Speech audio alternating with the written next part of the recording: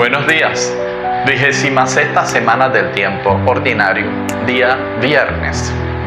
Meditamos nuevamente la palabra de Dios del libro de Job, esta vez del capítulo 38, verso 1, luego los versos 12 al 21, y luego pasamos al capítulo 40 y meditamos los versos 3 al 5.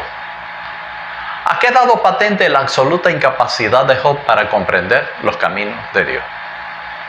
Admite el misterio y la vanidad de sus esfuerzos.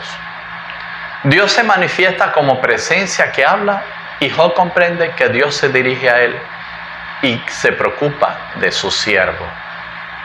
No es fácil asimilar el sufrimiento y la injusticia.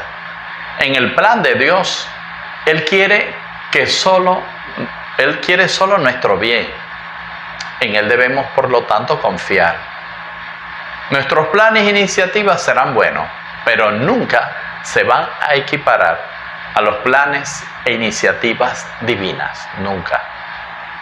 Job está cargado de dolor y de preguntas.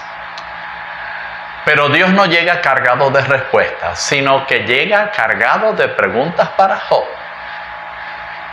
Entre el diálogo que Job ha tenido con sus amigos,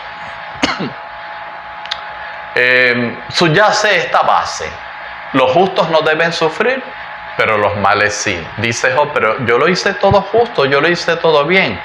Y los amigos dicen, pero debe haber algo malo que hiciste para que te esté pasando esto. ¿Y qué pasa? Que Dios cuestiona esta premisa. No está de acuerdo. Dios le pregunta a Job, ¿cómo sabes tú cómo deberían ser las cosas si no conoces el propósito con el que fueron hechas?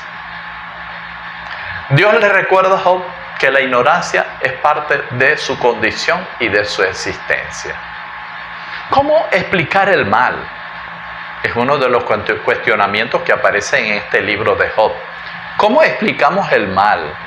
Una persona es asesina en serie porque en sus genes tiene el XXYZ, el qué sé yo. O el mal, como lo explicaban los hombres del Antiguo Testamento, el mal es un castigo, o es un castigo de Dios. Y si esto es así, ¿qué mal han hecho los niños que mueren de hambre? ¿Qué mal han hecho los inocentes que nacen condenados a morir por cáncer o por alguna enfermedad que les va a cortar la vida? ¡Qué mal! Dice San Agustín, si el mal se pudiese explicar, entonces ya no sería tan malo. Amén. Y continuamos con la meditación del Evangelio según San Lucas, capítulo 10, versos 13 al 16.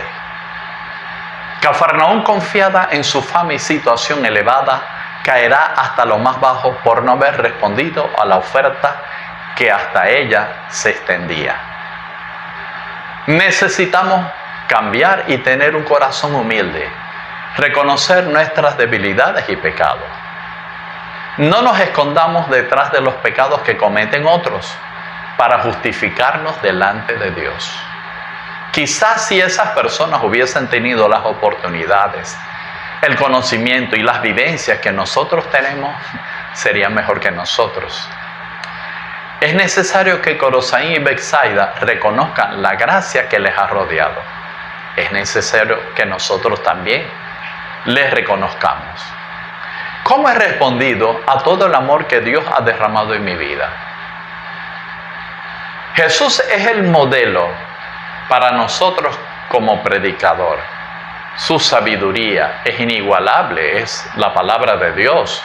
Los milagros que Él hizo, los exorcismos con 2 o 3 palabras, multiplicación de panes y peces, caminar sobre las aguas, leprosos que se curan, sordos mudos que empiezan a escuchar y a hablar, ciegos que vuelven a ver, leprosos que son curados, tullidos que se levantan.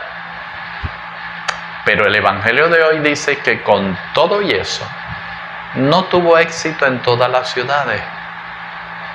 Amigos, La palabra éxito y fracaso son palabras que tienen que ser bien procesadas por nosotros. Y yo sé que para muchos de nosotros fracaso es una mala palabra, pero el éxito y el fracaso no es algo que depende de uno solo, de un solo factor. Son muchos factores. Es el libre albedrío, es la gracia de Dios, son muchas cosas las que entran en juego para hablar de que hubo éxito o de que hubo fracaso. Sobre todo, fracaso. Dios no pasa por encima de todo como una aplanadora, porque si no sería un gran tirano. Si Cristo, y escúchenme bien, entre comillas, fracasó, entonces fracasar no es pecado.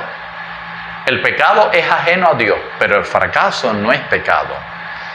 Si el fracaso proviene de negligencia, de pereza, entonces sí es pecado. Así sí lo es. Pero cuando todo fue hecho para Dios, cuando todo fue hecho para gloria de Dios, cuando hicimos la voluntad de Dios, eso es triunfar, aunque no hayan logros externos. Ojalá que hayamos entendido eso. Detrás de la cruz está la resurrección.